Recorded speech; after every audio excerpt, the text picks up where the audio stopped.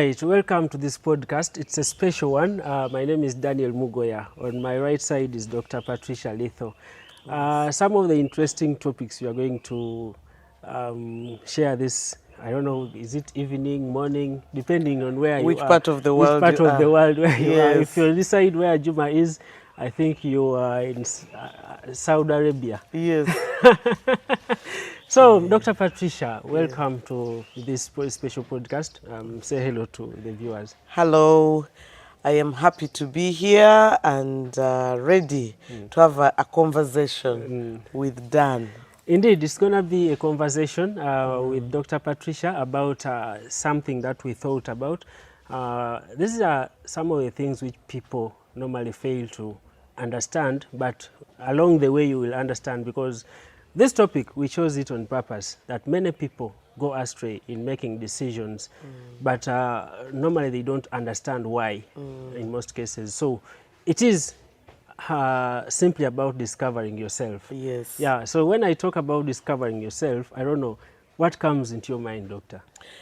I think discovering yourself has a lot to do with either professional journey, and it could also be a journey to discover your hobbies, what you like in life. Because oftentimes, looking at myself growing up, you can be a bit confused about what you like, or you like everything, but you're a master of none. But I think discovering yourself enables you to now sort of hone in on what am I really? Am I an athlete? Am I a musician? And sometimes it takes someone pointing out to you that, wow, you really speak well. Wow, you have a broadcast voice. And you're like, wait a minute, I've never thought of broadcast. Maybe that is something I should venture. So I think that sort of feedback from peers, from teachers, sometimes even parents, can sort of sometimes make us take a certain direction. So we begin to think through, there is what I want to be. Like, for instance, I recall growing up, everybody wanted to be a doctor. I am the only one who wanted to be a soldier. Everybody in the family? No, at school, in my class. Like every class, what do you want to be when you grow up? I A want to be a doctor. I am the only one who wanted to be a soldier. Yeah. And I still feel that that is my unfulfilled dream. But I think because I also grew up in a military family, yes, I was attracted, and I'm very close to my dad, I was attracted to that military attribute. So I really thought, yes, that is what I want. But obviously, my journey showed that my strength is somewhere else, in communication, for instance. When was the time you realized that your journey was the communication bit? I think when it came to choosing choices, by then I'd been in drama. I used to be very good at acting in school, and I used to also be in debate club a lot. But the biggest compliments always went to my voice and what I can do with my voice. And my voice is not the typical female voice. It leaned more to the alto, the bass side.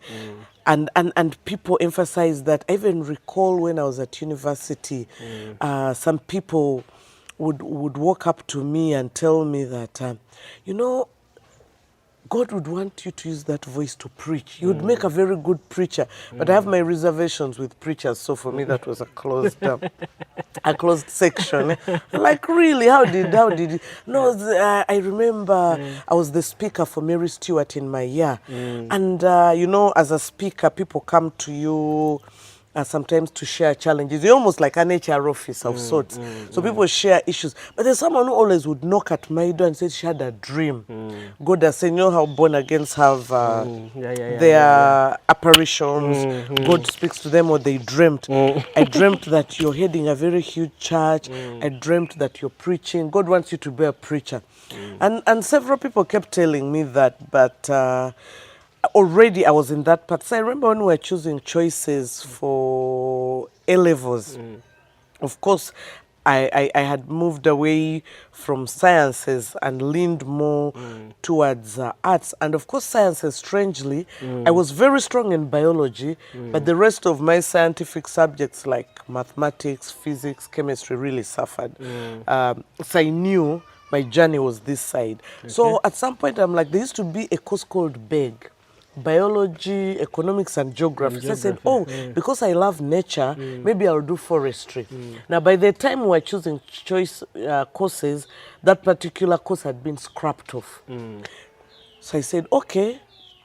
I'd read a book, I think when I was in about S2, S3, I went to the school library and there was a book about journalism, journalists in the front line, and I found that attractive. And so I started speaking about, I think I want to become a journalist, but I wasn't sure.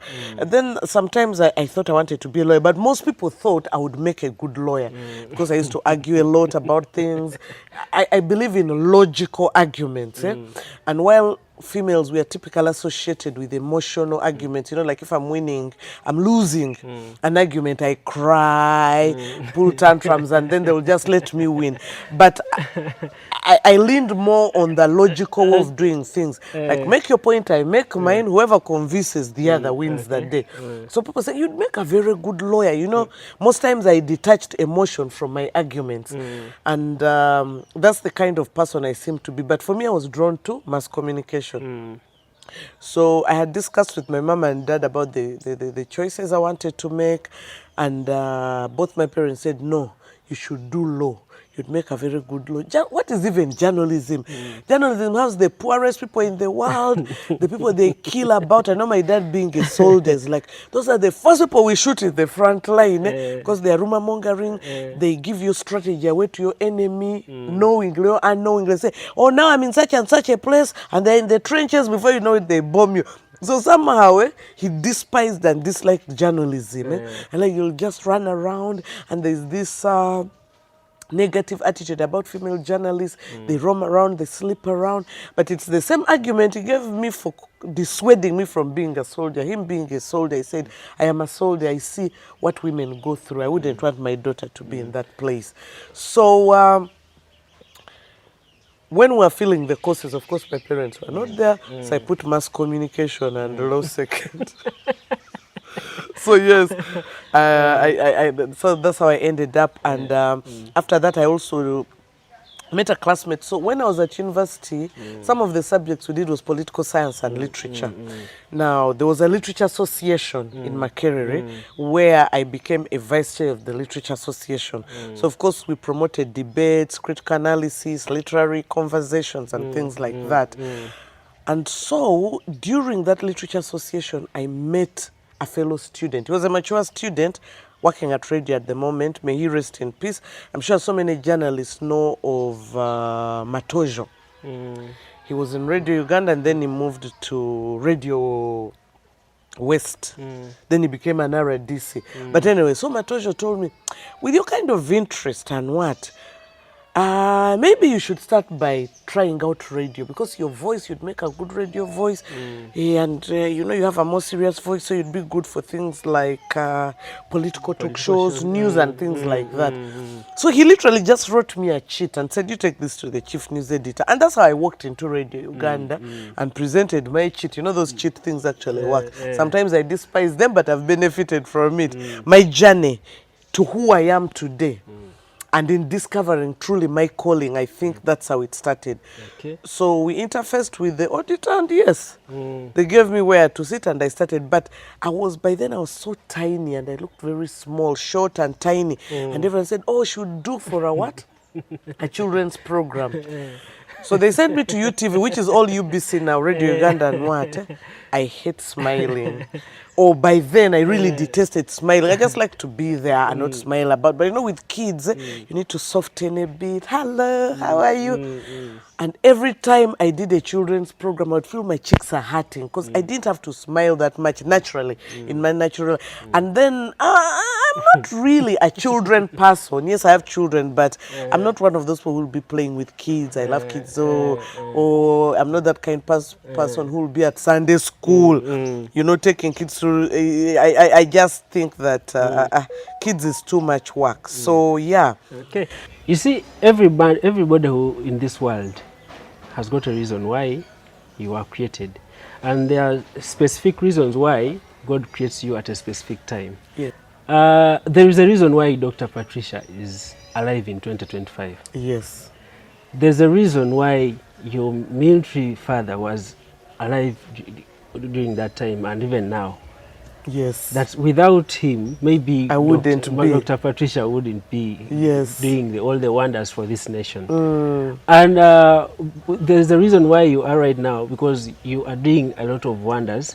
So Oh, thank you. now, there's what we call the inner person, Mm. your inner person. Mm. Have you ever been in a situation where you're going through a certain direction and then you reach a junction and you're like, someone is telling you that, you know what, you need to pass this. In fact, when we were coming with Juma, Juma told me to pass Buat. Buat, yes. Yes. Eh? He likes that road. Buat. Yes. So he was like, oh, we use that road a lot with Joseph. Mm. But then my inner person was saying, no, No. I am using the road I know. No, yes. Because here, there's no jam the other side. Because what's the purpose of going the other side? All the way. Then I get to Buate, then And again then come back. So I yes. told, no. So, what am I trying to say is that there's that inner person Yes. that you need to listen to. And normally most people fail to understand this inner person. The day someone discovers that inner person, what the inner person is telling him or her, normally is the first time you realize that this is your calling. Because this inner person, to me, I believe is where your focus has to be. Because this is the person who is telling you yourself, what you are supposed to be, what you are supposed to do. You see, he told me earlier that when you are filling in the choices, you say, no, mass communication. Yes. So you listen to yourself. Yes. I say, no. Something pushing me. Something is here. Yes. Because Yes. God was telling you, No. Yes. listen This to is yourself. what- yes. This is where I want you to. Yes. Uh, Yes. And you went ahead to put more focus and On- emphasis yes. on that person you yes. want. Yes. Because you took all the whatever it took. Yes. So, in most cases, if someone really needs an alarm to wake up, then you have not yet discovered yourself. That inner person. Because when you discover what you're supposed to do with passion, because it's something you want, it's you, the real Yes, you. yes. When you discover it, you will always push for it. Yes. Without even someone saying, please go and do this. You'll always push for that. So when you need an alarm to go and push for what you're supposed to do, then you are You're listening still to the working. inner voice. No, if you need an alarm, then you still have a long way to go. To go, yes. Because it has to be automatic on doing what you want. Like, for example, if Dr. Patricia is a go-getter, you were going for something, I don't think someone will first need to call you, Dr. Patricia, you know you're supposed to do this. No, you know it. Yes, but you know, that thing about discovering the self and who you are and what your calling is, it's interesting that I've been asked that question several times, and I always feel that I'm not really sure what I should be talking about.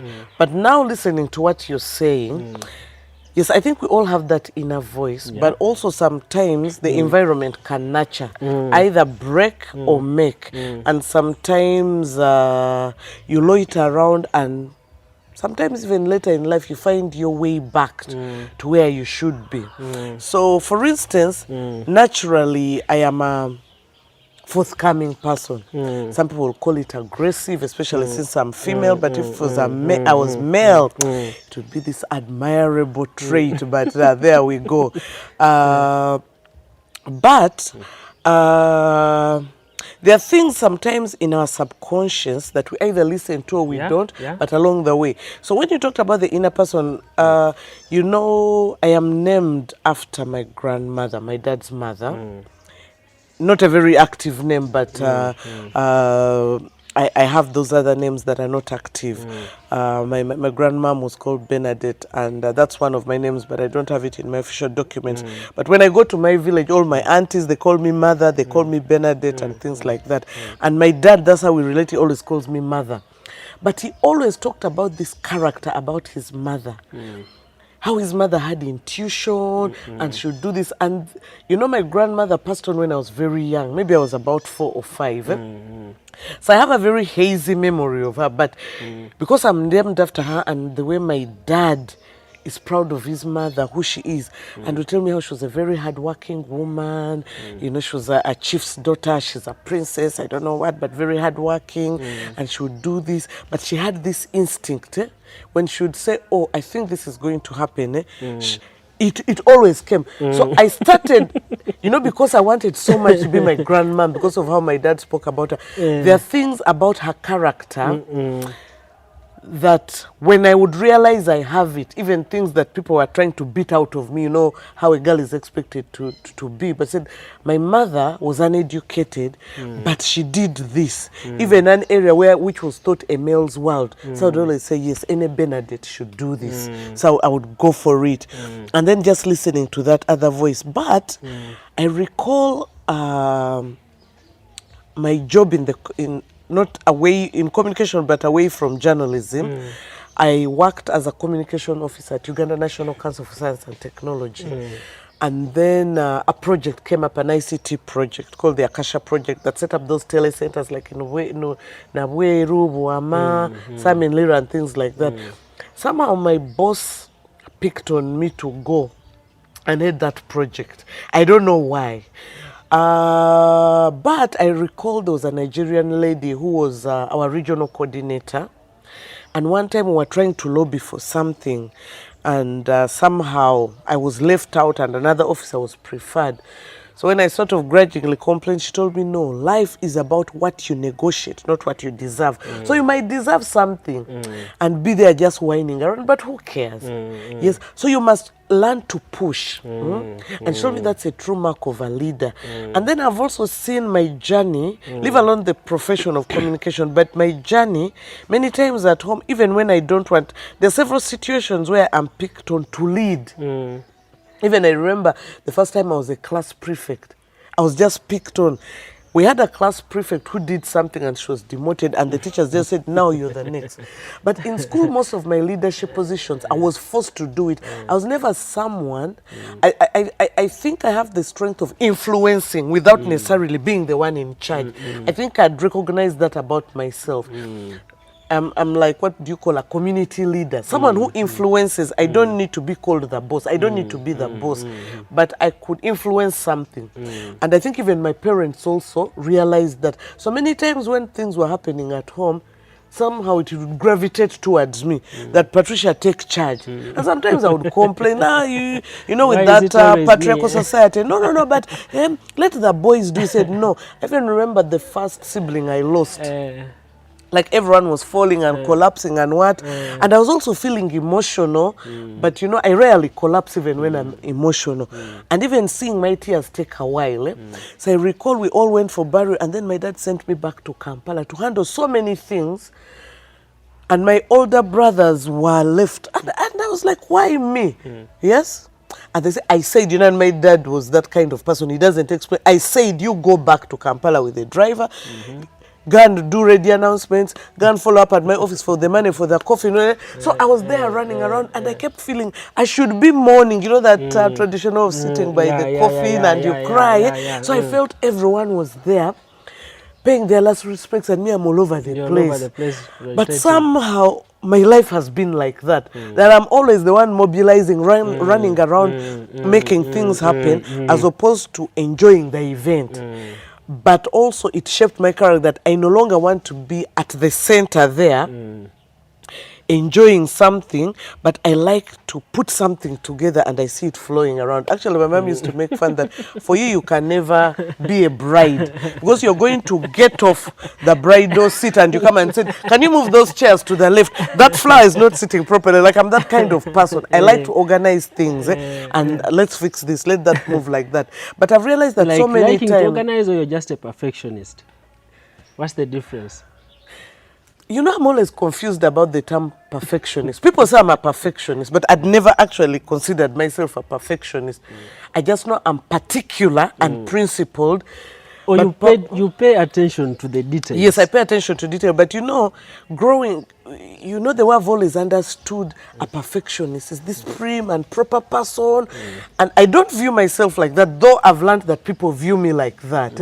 Like, some even call me a control freak, but there you go. So I think I'm a perfectionist. I want it in a certain way. And for me, I've always described it like I am very particular. Yes. I want it in this line. And maybe it's also sometimes a negative, that sometimes I lose good ideas because I'm not listening to someone else. It is like this is how I want it. And sometimes, retrospectively, now I'm someone, so you know when we talk about discovering yourself, I'm someone who learns a lot retrospectively. Yeah. Sometimes I go through something, and then I realize, wait a minute. Maybe that was showing me this. Maybe I need to learn to listen more because I've lost out on this. Or sometimes grudging, like, I can let someone have their way, but I'm not too comfortable. And then it works out. So being like me, sometimes you lose out on other people's innovation because it's your way and no way. But also realizing where my strengths are. Now the leadership bit sort of, I think, comes naturally, and mostly people see it in me, and I think many times I don't see it in me. I even remember when like Cavendish University first came up, I remember applying for a lecturer job. And then when I went and interacted with the directors, the founders, these were guys from Zambia and the UK, and they interfaced with me. They gave me the position of vice chancellor, and I refused. I'm like, no. I hate administration, administrative roles. I hate leadership roles. And I refused, and we fought over that. But you know, I've always been in that situation where, Patricia, I think you should be the next board chair for Uganda Media Women's Association. And I remember this lady, Margaret Sentamo, who is the executive director, pushing me for years to become a board chair for that women organization. So eventually I did. So I have those situations where people always see the leadership in me, but I feel that I always want to be on this other side, you know, like a backbencher. I think it's also because of the space you negotiate. Yes. What you really want and how you do things. But you see, as a leader, you're sometimes straight-jacketed.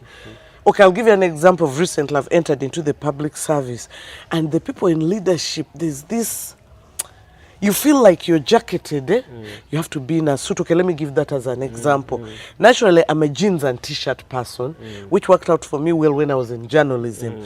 But then as you go into this leadership position, I said, now as the assistant commissioner, I think you shouldn't dress like that. Like dress down Friday, I'll really dress down. I said, as a head of a division, your dress down should not be should not be Crocs and jeans and t-shirt. So sometimes, and these are the simple examples, but sometimes you feel like as a leader, you're on a pedestal, you're being watched, you have to behave in a certain way. I'm someone who liked clubbing, so you know you have to cut back on that because they'll see me dancing with this guy before you know it, you're in a newspaper and things like that. I actually recall one time I appeared on Red Pepper, and I didn't know why I was on Red Pepper, but the number of people who called me, and this person I was seeing at that time called me, and I said, now you're always in that field, you journalist, you're always doing funny things. People are calling me, you're in Red Pepper. What have you been doing out there? I'm like, what have I been doing out there? Because Red Pepper had that reputation. And I was even scared. So I literally got my brother and said, you know, you escort me down to the trading center. Then I stayed in the car like, you can buy Red Pepper. Because I knew if I come out and there's a scandalous story about me, because sometimes they told lies, then my face is there and things like that. So he went and brought the newspaper, and we quickly looked for the page I am, and it was actually a positive story. So now that time again, leadership, Makerere University Mass Communication Department was asking me to go and be the head of mass communication, and I'd refused. So I don't know how this leaked, but Red Pepper published how I'm the next head of department for Makerere University. And one of the first people who called me was my boss, the job I was holding at that time. Like, hey, Patricia, you're leaving us. We just promoted you the other day. And I had a new promotion as a principal communications person. And 2 weeks down the line, there's this thing that I'm now the head of department for Makerere. So yes, the negotiation had been there, and I was refusing. And I remember so many people, like, who do you know who can influence Patricia?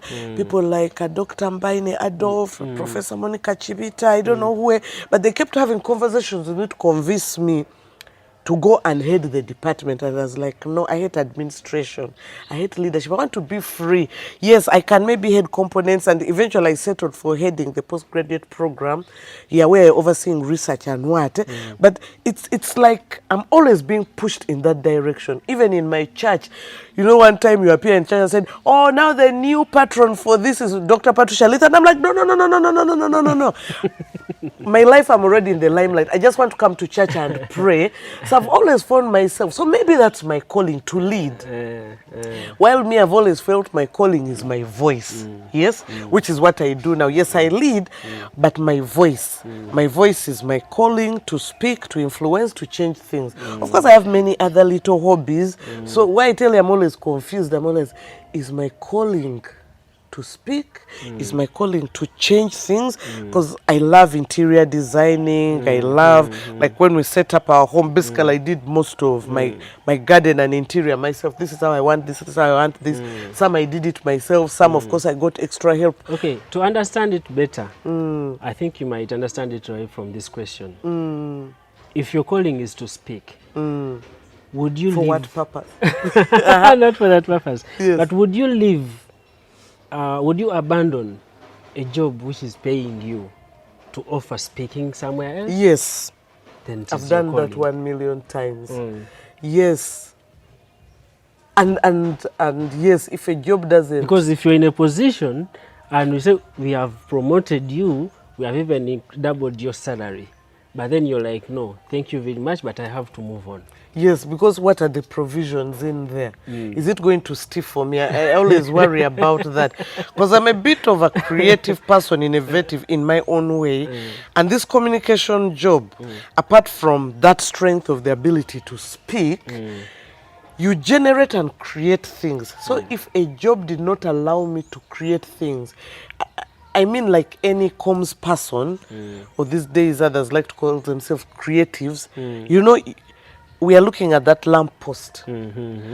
And someone not in our field would just see a lamppost. While me, you, him, we can tell a story from that lamppost. Yeah. Then we would want to know who is the manufacturer, why does it do this, why is it water resistant, how long has it been there, how many people use it, how many parties has it served. You see, Why would we you even need it there? We can create something around it. So for me, I think that is my ability, one of my abilities, to create something from nothing. Yes? You go to this place, okay, how do we make this more visible? Maybe we do a newsletter. Maybe we create a YouTube page. Maybe we go on Twitter and start doing like this. Maybe we create, yeah. So I always desire jobs that allow me to do that. And I've had jobs that claimed they would give me that. But when I went to the setting, it was very straight-jacketed. Whether it's... where I felt they didn't understand how the job is done. They are the boss. It's either this way or no way. Like, no, but this job entails this. It should allow me this. And I've walked away from those kind of places. And sometimes people have felt that I'm crazy. You know, I have a lot of conversations with my father, and I'll tell, oh, I just got this job offer that I walked away from. I said, no, you can't do that.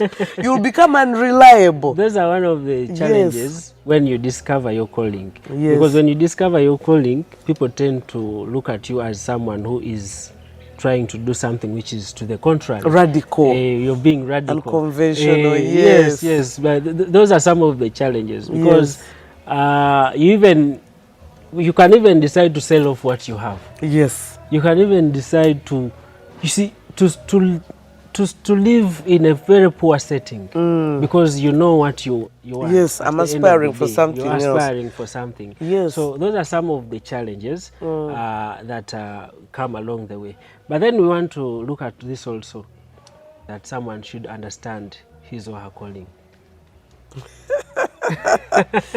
I think the earlier you understand your calling, the better. Yeah. But I think sometimes I have a feeling we die trying to discover ourselves. You're neither here nor there. But what is that you can settle for? And say, okay, I have arrived. Yes, of course, arrivalism is normally associated with wealth and I don't know, your dream job, but that place of comfort and said, yes, this is what I want to do, this is where I want to be, and you wouldn't trade anything for that. I think some people arrive that, I mean, like you can find these days a 23-year-old who's very wealthy, who has invested in this and what. And some of us in our 50s, 40s, we are still struggling about what to do. And we might even earn more financially. When you say the earlier, the better, I want to give the public this example. Fresh Kid, you know Fresh Kid? Yes. Fresh Kid is a musician. Fresh Kid discovered his calling when he was 7 years old. And he was convinced this is it. And he was convinced. And he had people around encouraging him. The people who were around him made sure that his calling is put into consideration. And nurtured and harvested. This is someone at 7 years started to look after the parents. Wow. At the age of 7. And it's even like right the story now, of Jesus. when you look at a Fresh Kid when he's going to a certain show or somewhere, you find that his father moves in front of him trying to boost around, but the sponsor is behind. Yes. And it's the son. He's around 8 years. So it doesn't matter the timing, but only when you understand that this is what I am created. This is my role. This is where I am supposed to leave a legacy. But I also think the environment you grow... Okay, the environment, how does the environment... Of course, you can even be in a very better environment, but then you fail to utilize the surrounding or the environment where you are. So it takes an understanding of you to understand that, okay, I have realized this is what I want, but how do I navigate? Now I need to look for some experts. Yes, but you've heard of those stories where I say how we grew up, those very dictatorial parents, where I've heard of stories of someone goes and does medicine and comes and tells your parents, there is your paper. Now I have gone to do this. So I think in some of our settings, a lot of people have had to go to do that. Let me do my parents' degree because I am in their house and doing what? There's your medicine, there's your engineering, then they go to business or acting or what. Yes. So we have a lot of those talents of people, they were engineers, then you briefly work, maybe in a telecom and what, then you go and become maybe a stand-up comedian or a musician, because that is what you always wanted. It is something that has been built by default in Uganda, that in most cases, even if you have not given your parents that degree, it's something that you'll come and say, we have that tendency of trying everything, as long as it has money or somewhere. Yes. So most people even die trying almost everything. You find that you're investing in all events. Whatever happens, I need to try out this. Oh, I need to try out that. I need to try out this. So the time you realize that actually you are confused, trying out almost everything, then you haven't really discovered what your calling is. But when you discover that, okay, I have to take this direction, so now you look for ways of focusing on that direction. Yes, but I think there's also another way you can know that's your calling. There's affirmation. And affirmation not from your peers or older people, professionals in that area, but from younger people, where you have younger people coming up to you to mentor them. And for me, I recall when that started happening frequently, I didn't realize I was even outstanding in what I do. I just want to do that and what. And then younger people kept coming to me and saying, I want you to be my mentor. I know that confusion about this mentoring and what's the other word? I've forgotten. There are those two words that go hand in hand, mentoring and something. Maybe I'll recall it. And people always say there's a difference. Nurture, mentor. Well, if I remember the word. But you know, many people will come up to you and say, I want you to be my mentor. And I recall the first person asked, what does that mean? How do I do that? Like, I didn't know how to mentor someone. Like, how do I do that? Maybe you give me opportunities. Maybe when they ask you to speak or train somewhere, can I come with you? Can I walk with you the journey of preparing for a train? I'm like, okay, fine. So I've been asked to go and train staff at Ministry of Finance on effective communication. So I'm like, okay, me when I'm given a topic, the benefit is that I have been teaching in communication, mass communication, journalism, media, that general area. So I will go and check, or sometimes it's in the head, previous work. So I sort of draw a plan. To deliver this, I need to understand my audience. Okay, these are the kind of people I'm talking to, so this is perhaps how I need to talk to them. Of course, that comes with experience, training and experience of always thinking about your audience first, who you're delivering to, and then the content. Okay, so this is an area I know, but I don't know everything. Or this field has been updated. So I go and read. I read books. I go online. These days things are easier. I go online, sort of guide my thought. And sometimes you find people say there's really nothing new in this world. Yeah. And sometimes you'll find online even a video or a paper speaking exactly about that topic that you've been asked to do. So how do I make it mine without regurgitating? So you go there and understand how it is being done, and then you try to deliver it. So you see, those people who have come to me, I want you to be my mentor. Coaching was the word I was looking for. Coaching and mentoring. So I don't know if the other one is coaching, of showing people how to do something. But for me, that is the approach I use. So we do something together. And then sometimes I step back and I'm like, okay, there's this event I'm moderating. So this session, you be the what? The master of ceremony. And I just see how you do your thing. And then I'll give you feedback that I think you talk too long. As an MC, you're supposed to guide and not to be the presenter. Many times a lot of MCs make that mistake. You're the MC, then you behave like you're the paper, the keynote speaker. Yes, it always angers me. Like, you can throw in a joke or two or wait for that person to speak, then you give a brief summary of what they've done, but don't become the speaker. And everyone gets fed up and like, so when is the actual speaker going to speak? Patricia said everything. Yes. So when it comes maybe to journalism, how, for me, when I went, I studied photography and television, radio, you know, we even went to the dark room and things like that. Of course, technology has made things easier these days. But for me, those are things I would show someone. We're at an event, we are designing this, okay, create this, create that. And sometimes some of these people are more creative than you, but they need guidance and direction on certain aspects. So that's what I would provide. So for me, I think people coming up to me, I want to learn to speak like you. I want to learn to talk like you. Then you realize, wait a minute, maybe this is my calling. The fact that I am a figure that people want to emulate. Yes, that makes you realize, okay, I think I'm doing this right. I think this is my calling. The fact that other people who want to walk this path are coming to me for guidance. Okay, do you know, everything in this world has got a manual guide. Yes. Normally when you buy phones, you buy a TV, you buy anything you buy, you'll find a paper somewhere. Yes. It has a manual guide. The same thing applies to life.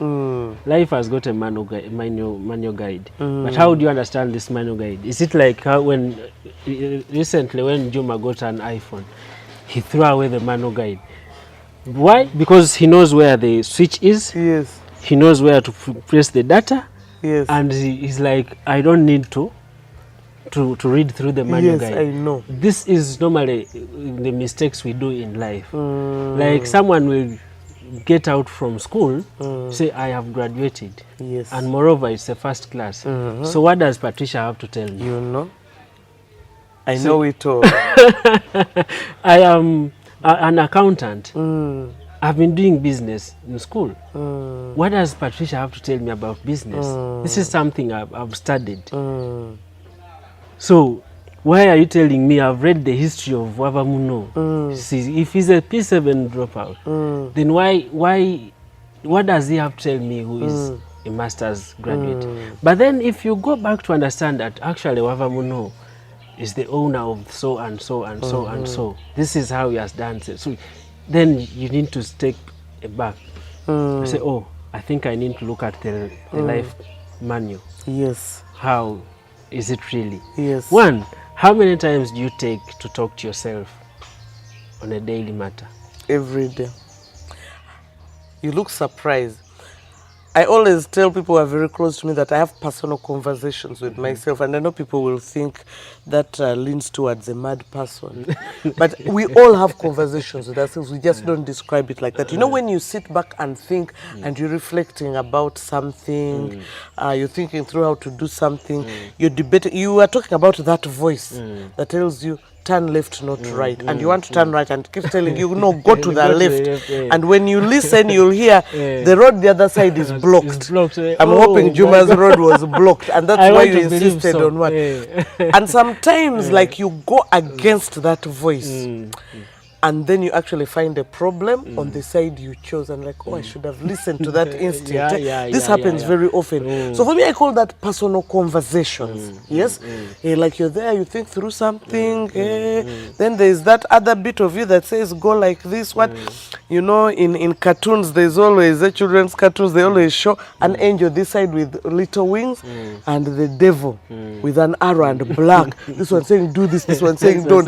Yes. So even us, I think those personal conversations, I think everybody has it. Some people have a more in-depth one. Now you can find practices like people talk about, is it yoga? I don't know what. Yoga. Yes, I think when you're in that silence and you're just there, I don't know what. Then I think alone. You're able to be in that space. You listen to yourself. Yes, you listen to yourself. You think through things. But I think some of us are so distracted in life. You know, there's so much going on. There's noise. There's not that peace and quiet. So you do very little of that. But if you wake up very early in the morning, those of us who are nocturnals, there's that point in the night when everyone is asleep and you're almost alone and you can hear a pin drop or any car movement. You're like, what's that? If you're a coward, you know, you think it's a ghost or what. Yes, I think those moments, and that's why I've had very religious people. I know people who are religious said, you know, the best time God answers your prayers if you wake up at 3 a.m. and pray. I'm often awake at 3 a.m., but I never pray at 3 a.m. Yes, because for me, my relationship with God is different. I believe it's, well, I grew up in those arrangements where there was a very prescriptive way of practicing religion. But me being me, wanting to do things sometimes with a different flair, I practice it differently. Where I believe I don't have to wake up at 3, but I can talk even as I drive and everyone is making noise, what. I can say a prayer, I can talk to my God and what. So I don't know if the 3 a.m. is more effective, but I know that I pray several times about several things. And people get shocked that I pray. Sometimes we go to events, a religious event, and people are taken aback. You talked about affirmation. Yes.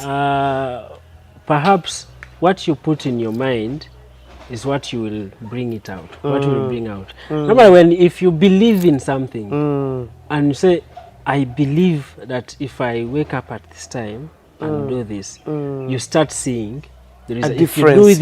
If you do this continuously, you start seeing the difference. That's where people maybe might not understand. So the same thing applies, because ask yourself, 3 a.m. in Uganda is a different time in the US. Oh yes. It is a different time in India. Yes. So if we are all waking up at 3 a.m. to pray, some people it will be 1 p.m. So why don't you say, I, Patricia, my 3 a.m. is at 2 p.m. while I'm driving to work? That's a nice way of looking at it. But talking about being religious, and for me being religious has nothing to do with a religion. And sometimes how we interface with that other being, either for comfort or when we're in trouble. Of course, we are more prayerful when we're in trouble. But I had a situation, you know, how they always say, God gives you what he thinks you need, not what you want. And sometimes we don't understand that. But recently, I had a personal experience where I was going through some challenges, and I recall I used to pray in that weird way of mine of praying when I'm driving, when I'm doing what.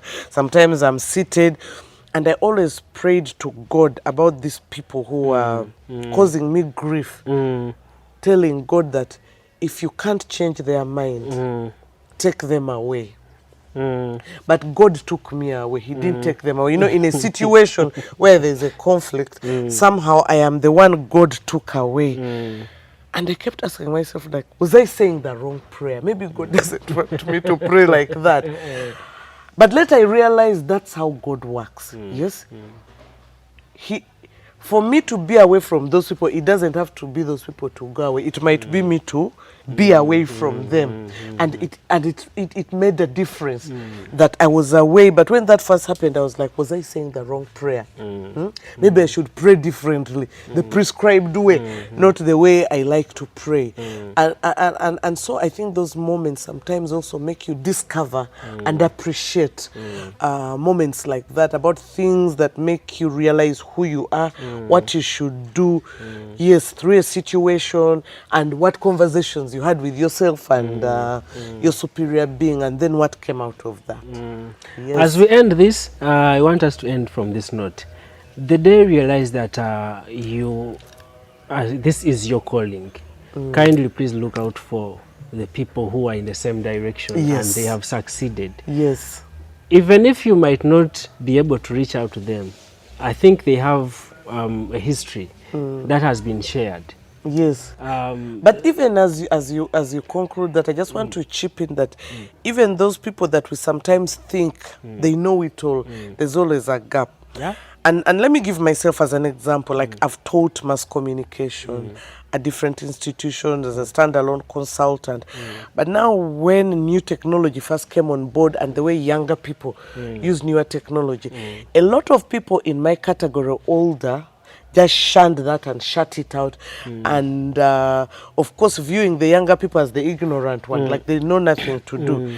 But I thank God, I think, for giving me that intuition, that I saw a direction in that. And I recall reaching out to the younger people who knew how to do that. Like, can you teach me that? And I remember the first young person I reached out to teach me something, like on Twitter, and they're like, Dr. Lee, for me to teach you, eh? But it's something I didn't know, and the younger person was more knowledgeable. So for me, what I'm saying, even when you think you have found your purpose, sometimes it also needs fueling, refueling. It needs servicing. And it might be the less experienced person teaching you that additional thing that will give you that spark. So you should be open to listening to other people, younger people, other ideas. Yes. All right. Thank you very much, Doctor. I think we shall have to keep it at this place. Yes. I don't think we have thank you left so out much. A lot, but it's a conversation that everyone needs to look through and to think through. Yes. All right. Thank you and have a good day. Thank you.